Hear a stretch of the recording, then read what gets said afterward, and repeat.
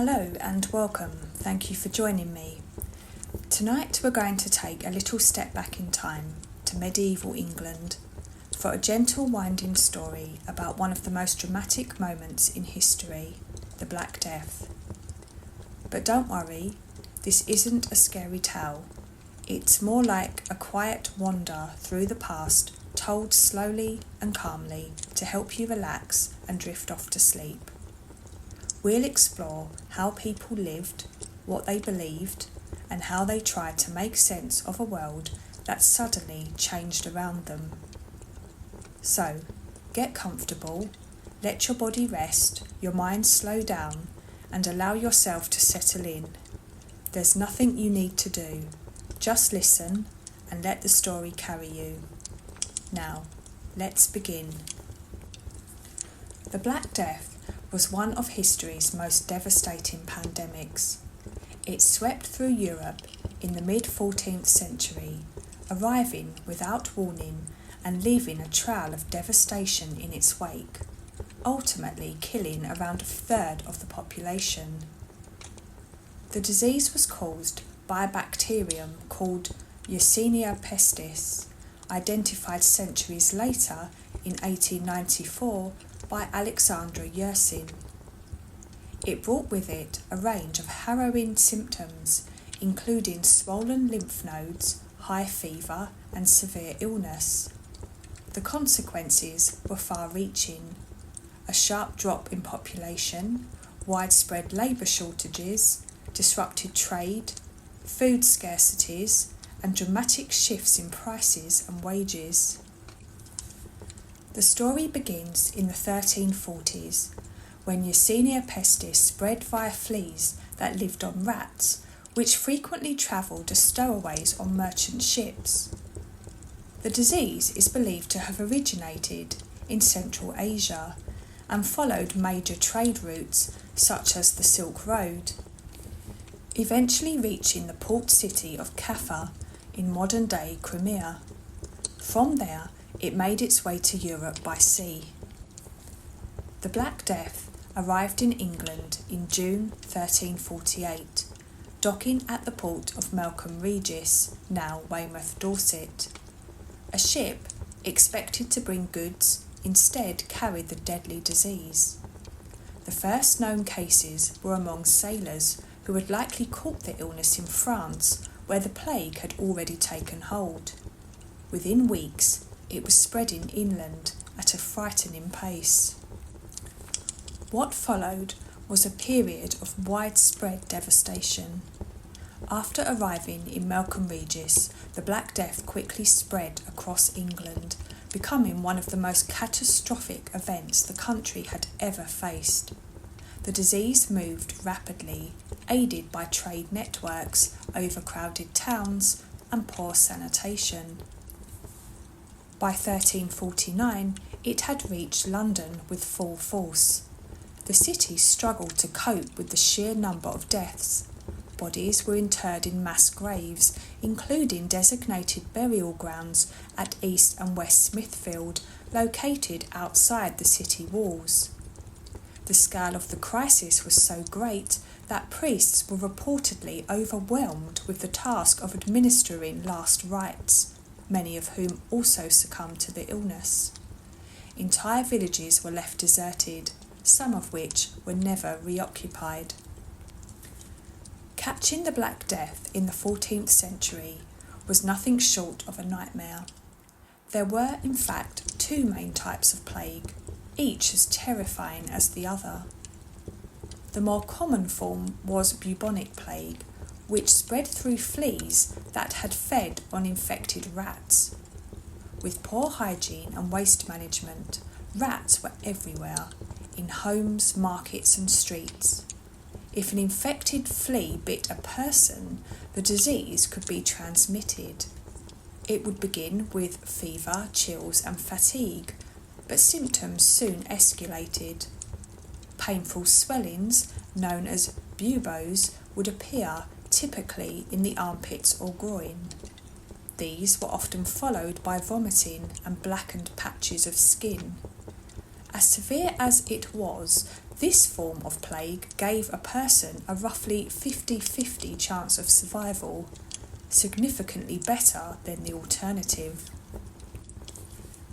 The more lethal version was pneumonic plague, which infected the lungs and was spread directly from person to person through coughing or sneezing.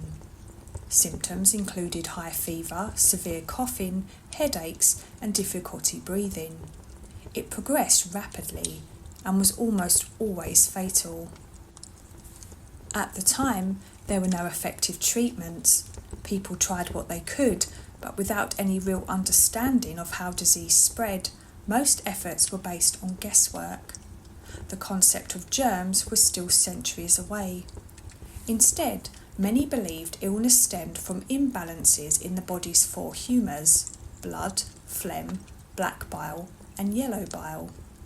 This theory, passed down from ancient medicine, led to treatments such as bloodletting, where patients were deliberately bled in an effort to restore balance. In the face of such a crisis, medieval medicine was simply not equipped to respond, and the results were often tragic. In the 14th century, many people believed the Black Death wasn't caused by anything physical at all, but was instead a sign of divine punishment. It was thought that God had sent the plague as a response to humanity's sins, and that only repentance could bring it to an end. This belief gave rise to the Flagellants, a group of devout individuals who travelled from town to town, publicly whipping themselves as a form of penance. They hoped that such displays of suffering would encourage God to show mercy. Others looked to the heavens for the answers. Astrologers claimed the plague was the result of an unusual planetary alignment, while some people blamed evil spirits. In an effort to rid themselves of these supposed forces, some individuals turned to trepanning, drilling a hole in the skull to release whatever malevolent presence they believed had taken hold. Meanwhile, some physicians resorted to lancing or draining the buboes, the swollen lymph nodes caused by the disease. While unpleasant and risky, this treatment may have had limited success in a few cases.